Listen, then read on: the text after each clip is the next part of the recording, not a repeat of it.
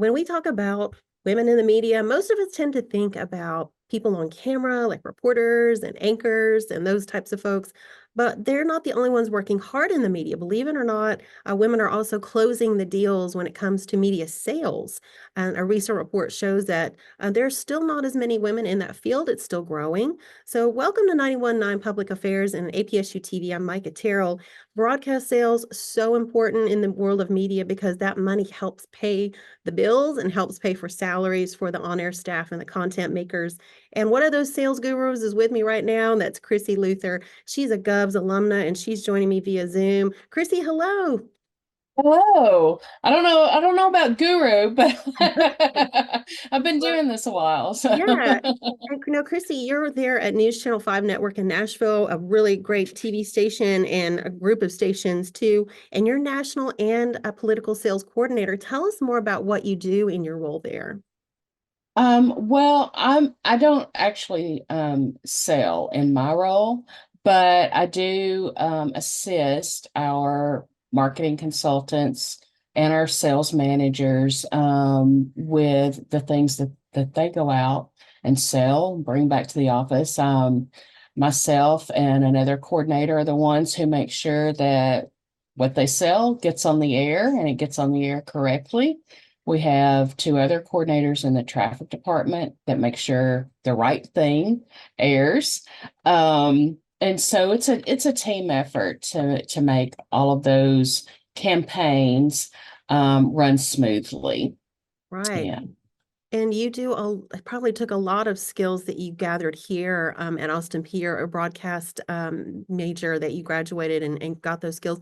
What did you sort of transfer from your on-air position that helped you when you got to the position where you coordinate with the salespeople there at News Channel 5? Well, it's been a while. It's been a minute since I was on air.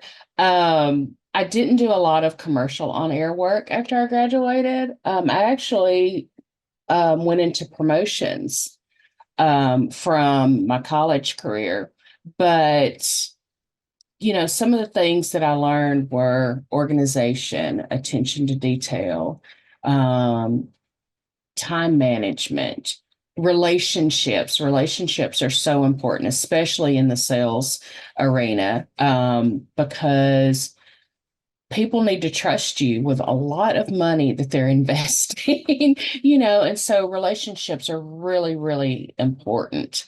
Um, and just being able to be a team player, work with other people, um, resolving conflict. There are so many things um, that go into not just what I do every day, but being an account executive marketing consultant in the sales arena. Yeah, I want to follow up with you that on building relationships because that's really, like you mentioned, your that trust is so important. Kind of give us Mhm. an idea because a lot of folks may not understand that you're talking like thousands of dollars here versus because you deal with again with the national Mhm. advertising companies and everybody and that's a lot. Give us a little idea of what that's like. Um, from my perspective, well, I did sell for a little while when I was still in radio. Um, it takes some time sometimes to build those relationships, especially on the local level when you're going out and you're calling on, um, a small business maybe in the area. Um, that they have limited budgets, and so advertising is a big investment for them. And so those types of situations it can take a little bit of time to build that relationship, build that trust.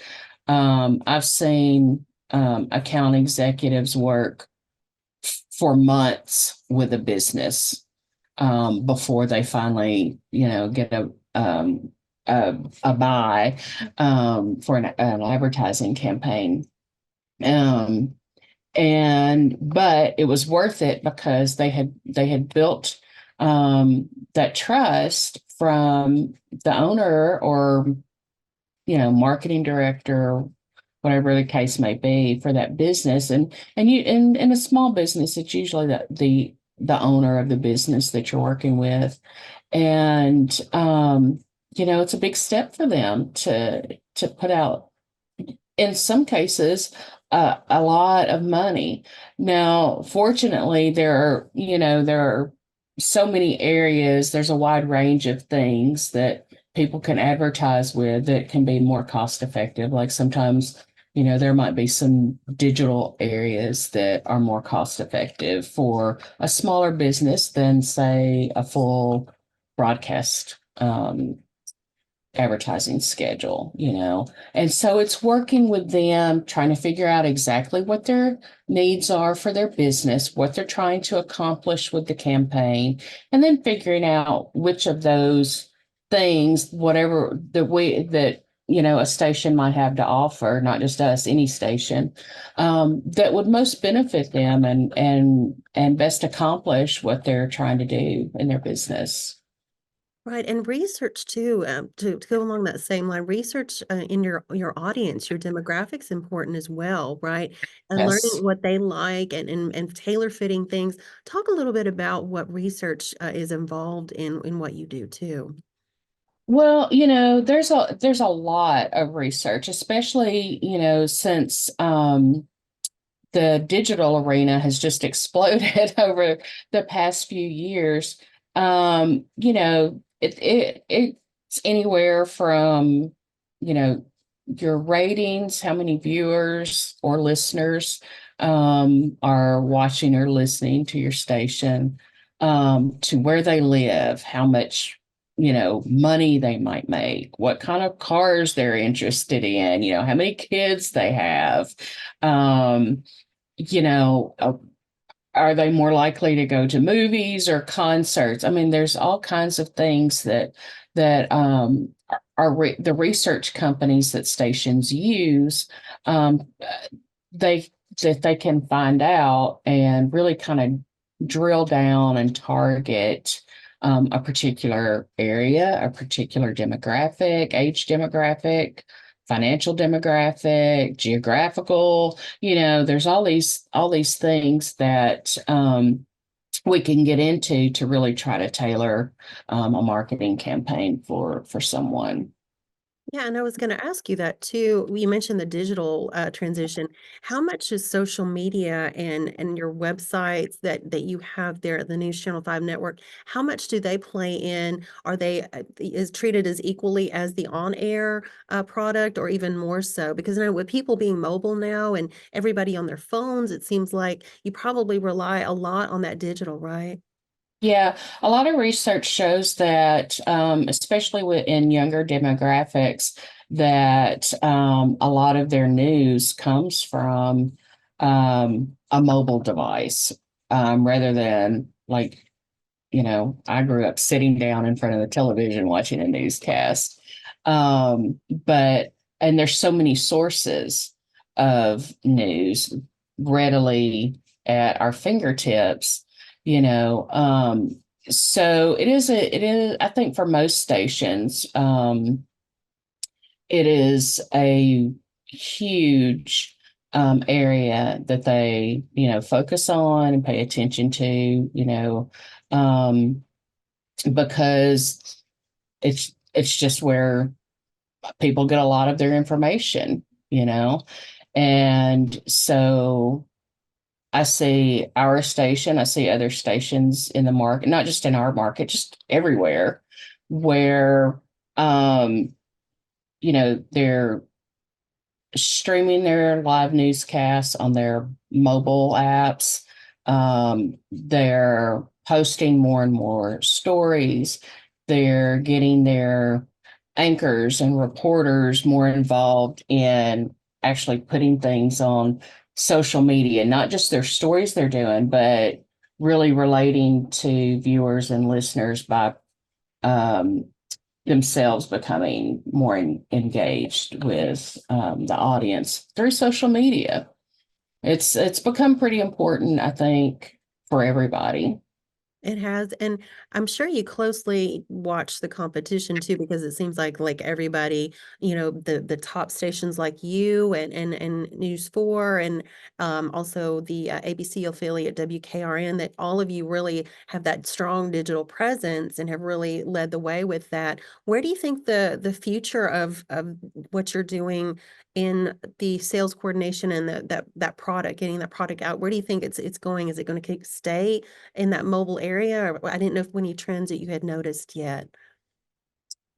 I think I think the mobile area, the digital space, I mean, I think it would be silly for us to think that it would ever dissipate, it's too broad. That's just my opinion, but I think it's here to stay. It's become um, a, a large, intricate fiber in the fabric of what we do, of journalism, of just broadcasting in general, whether it's news or, primetime television, radio, it's just a huge part of the fabric of this business now.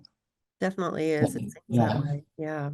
Yeah. And if you're just tuning in and joining us here on 91.9 FM, or if you're watching on APSU TV and checking us out, this is Micah Terrell with 91.9 Public Affairs and APSU TV. And I'm joined today by Chrissy Luther. She's the National and Political Sales Coordinator at News Channel 5 Network in Nashville. We were talking about the sales business in general terms, because as you mentioned, you're sort of like the overseer and making sure everything's coordinated. Everybody who's selling does things properly.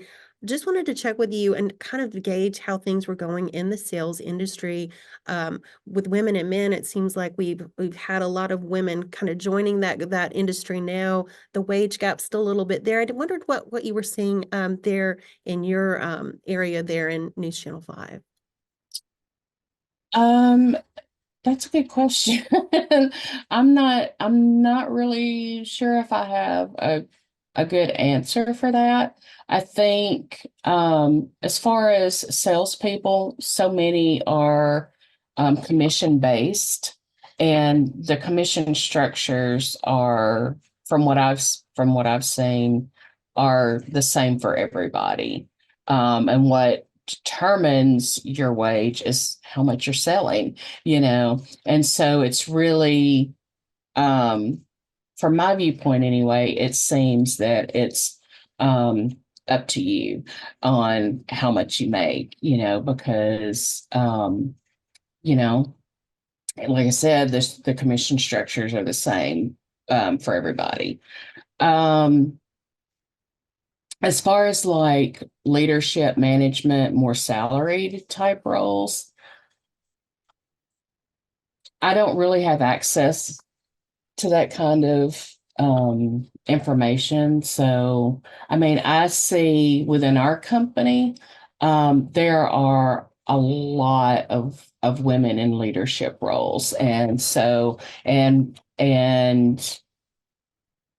our, you know, I think our company strives to really try to be equitable in that area. Um, but I couldn't speak to like what other organizations look like. Mhm. Sure. Now, when you're looking at your position in your job, obviously every day is different. What are some of the tough things that you face in your everyday that are things that you just, you have to work through, and you're like, this is what we do. Obviously, you mentioned, building trust with those clients, and maybe those clients you haven't gotten yet that you're trying to get. What are some other things that you are working towards or dealing with, that you're like, that was kind of tough, but we made it over that, obstacles and challenges that you faced and overcome. It's important as a coordinator, to also have good relationships with our salespeople and our sales managers. They need to trust us with, their orders, because, you know, it's their money. I mean, what they bring in pays our salaries, but, they have to have trust that we're gonna be accurate and timely, and bring to them information that they might need, if there's something going on with their campaigns or what have you. So that's important. But challenges, I think for what I do daily, just prioritizing what needs to happen first, because there's several things throughout the day. There might be orders to put in, there might be spots that have, commercials that have been preempted that need to find a new home, so we have to get that going. If there's a breaking news day, that can throw everything kind of into, I won't say, chaos might be a strong word, but it kind of, it throws a wrench in things. And so you have to be able to be flexible and kind of shift gears, really quickly, and get a new focus. That doesn't happen. I mean, there's breaking news a lot, but it doesn't always affect what I do in the sales department. But when you have something really big, like say a couple of years ago at Christmas when that bomb went off in downtown Nashville. Well, that's suddenly, takes over everything. Commercials are getting preempted, or you're getting advertisers who are like, I need to be away from that, or whatever the case may be. You're suddenly, shifting into crisis control mode to take care of your advertisers, but also make sure that everything is still running smoothly and properly in your department. Right. And that I'm glad you brought up that news events, and then severe weather happens too, where you're like, okay, we've got the sales team's got to figure out, okay, what do we do with, our weather folks are tracking these, tornadoes and storms, and we have those quite a bit. So that is Yeah. for sure. Again, like you said, I guess it's controlled chaos where you're trying to figure out, Yeah. where do Yeah. we put these spots now and still make those advertisers happy? Because what if all you have left is, time in the overnight hours, and they're just like, oh, I don't know if I want that. How do you Yeah. make them, how do you say it's okay, we'll make it work and make it good for you? Yeah. I think managing expectations on the front end with a client is key in at any station. And, just kind of making them aware, we are a news station and sometimes these things happen. We'll do our best to make sure your schedule runs as it's ordered, but there might be, times where we have to change things around a little bit. And so I think that helps when that's done up front. But sometimes things happen where, you have to call a client and go, well, this is what happened, and we may have to, move you into this area, and they'll either like it or they won't. And you just take steps to move forward and try to manage it as best as possible. Sometimes it results in moving to another program. Sometimes it results in, crediting that spot or moving the money to another schedule, or, another flight week, something like that. It's different for every situation. And speaking of if you being a news station, we got a busy political season coming up. So how is that affecting your world when we know things are going? We know we got the field is set now. We know it's Biden versus Trump. How are you all preparing? Because you're going to have some busy weeks and nights, I'm sure, ahead. Yeah. Um, I think, we know going into a political year, typically what we're expecting, um, I think, we're prepared for the fact that we're going to have a lot of preemptions or might have a lot of preemptions. I think all stations know that going in, I think that they probably prepare their advertisers for the fact that, hey, we're in a political season and this is what could happen. And you just have to roll with it, and a lot of times it means, you know, moving dollars around to other months or other quarters. Um, there's um, there's just, there can be a lot of movement in a political season. And, like I said, you just go into the year knowing it's probably going to happen. Right. No, you definitely. know, Like you said, have yeah. that mindset. You're ready to adjust as needed. And hey, that's part of the media, right? You know that Right. for Yeah, sure. it really is in every sense, whether it's sales, news, promotions, it's just the nature of the business. You just always have to be prepared to pivot, because you just never know. Right. And again, if you're just tuning in, again, everybody, thanks for tuning in. This is Micah Terrell with 91.9 Public Affairs and APSU-TV. I'm speaking with Chrissy Luther. She is the National and Political Sales Coordinator at News Channel 5 Network. Chrissy, thank you again for sharing again what a glimpse inside of the world of sales in the media, what it's just constantly fluctuating. What about your job? We've talked about the toughest things. What do you think, in your experience? Because I remember, I spoke with Doc V, our general manager, and you originally hadn't planned to be where you're sitting right now, right? You had some other plans. What were those other Mhm. plans? Um, in high school, I really liked my Spanish classes, and I just had a love for language anyway.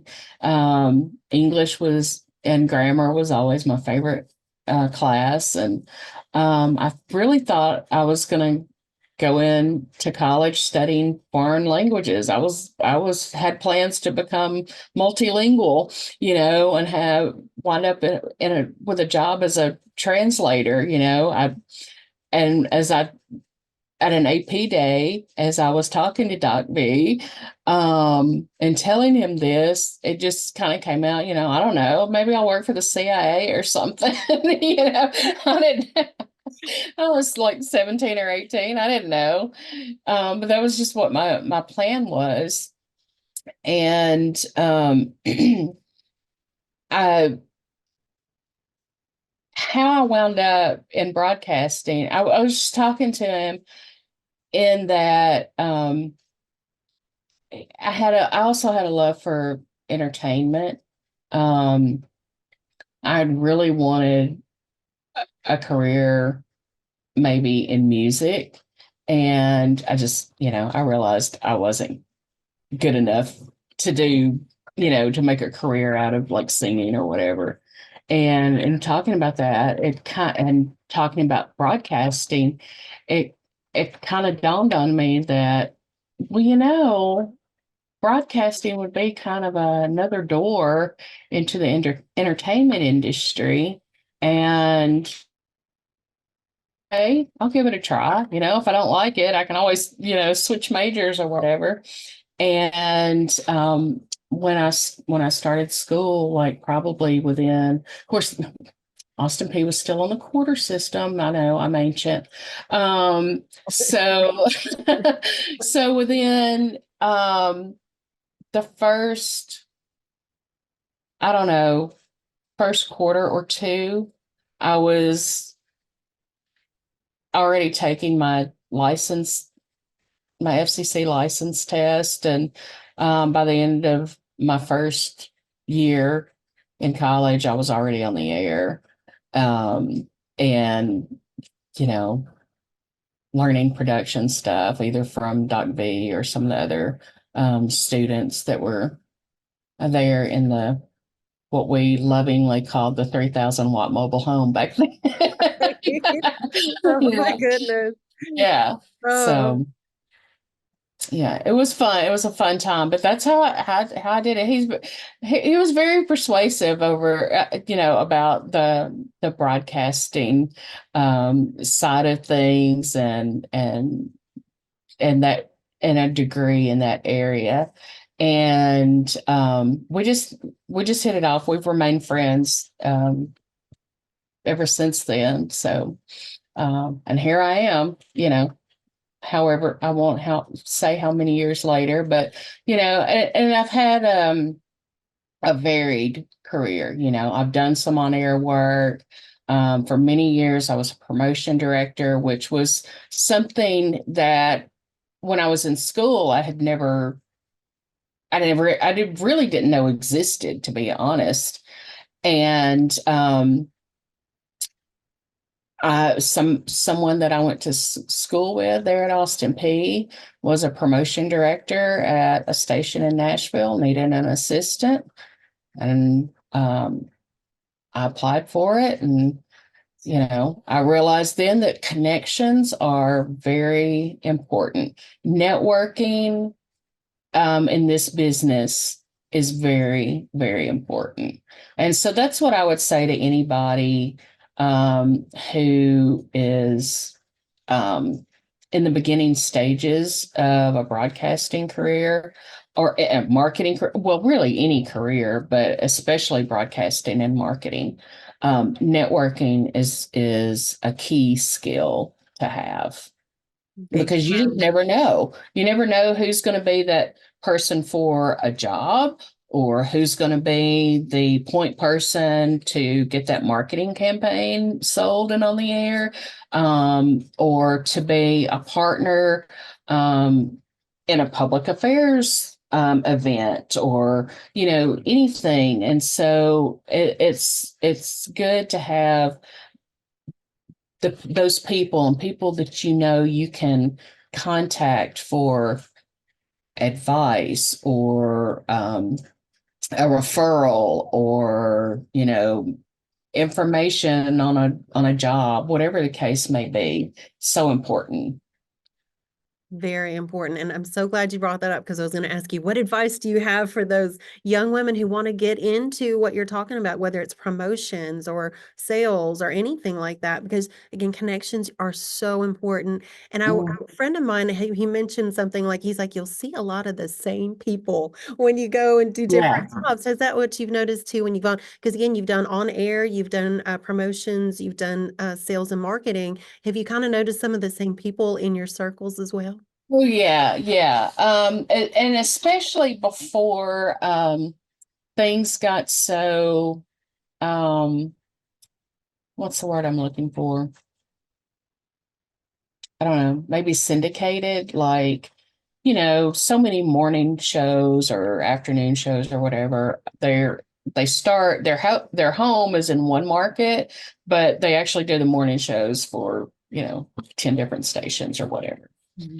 So before that became popular, we used to joke that it was, and actually maybe it's more appropriate now that it is kind of so consolidated, we used to joke that it was the same 100 people in radio, and they just moved around from station to station. But yeah, we see a lot of the same people, and like um, you know, people, that's another thing about networking is, maybe you worked with someone at, one station, and maybe your anchor moved to another market. Well, now there's a position open for a meteorologist, and that person is calling you going, hey, we've got a meteorologist position.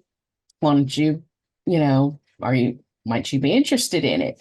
And so I think there's a lot of that in the broadcasting industry where, coworkers tell other previous coworkers about, jobs that come. That's how I wound up with my job now. Somebody I'd worked with in radio called me up and said, "Hey, you Mhm. know, there's a job here." And so I was like, okay. And, here I am 17 years later. Amazing. Yes. Yeah. We've talked about so much, Chrissy, about again, good things for advice for people. What else do we not talk about that you want to address before we say goodbye today?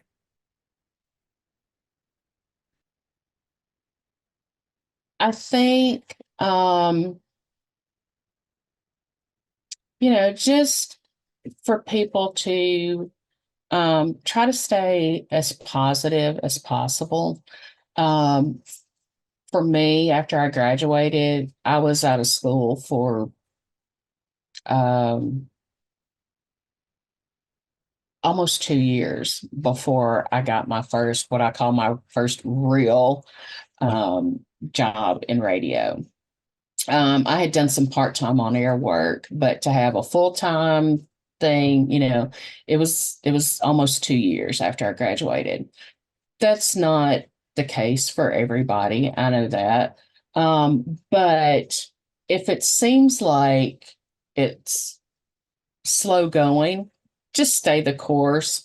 Stay in touch with the people you've networked with, stay in touch with your professors or advisors. There were a lot of times that I would call Doc B and, either commiserate or ask for direction, or if he knew of anything that might be coming around. So just stay in touch with those people and always keep learning. This business has changed so much just in the past 5 or 10 years, and it just continues to do so. And it feels like sometimes it's at warp speed.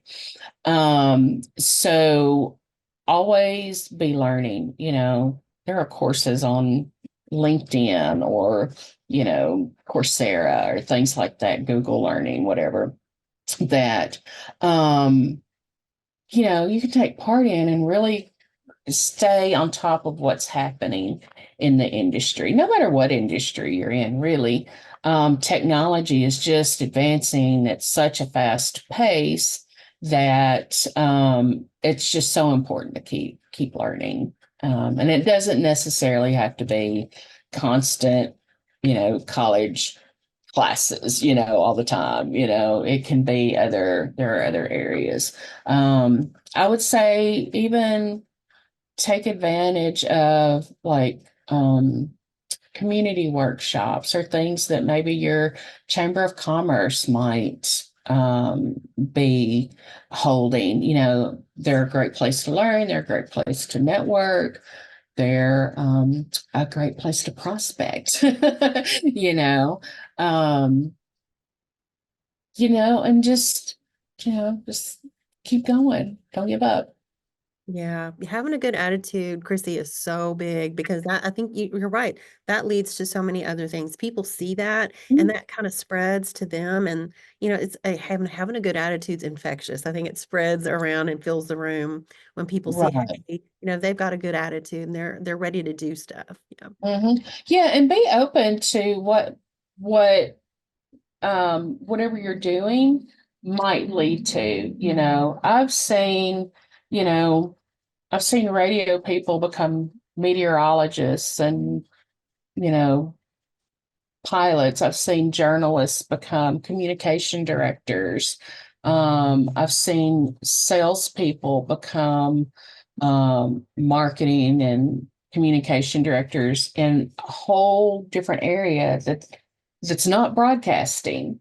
It might be a government office or, a technology business, but they need that type of experience in the position.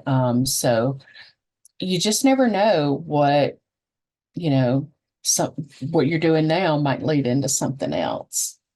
So true. Great words of wisdom, Christy. Thank you so much for making time for us. I know we are very busy. Chrissy Luther, you're the National Political Sales Coordinator at News Channel 5 Network in Nashville. Thank you again for joining us. Really appreciate it. Oh, you're welcome. I was glad to be here. Thank you. And I'm Micah Terrell for 91.9 Public Affairs and APSU-TV.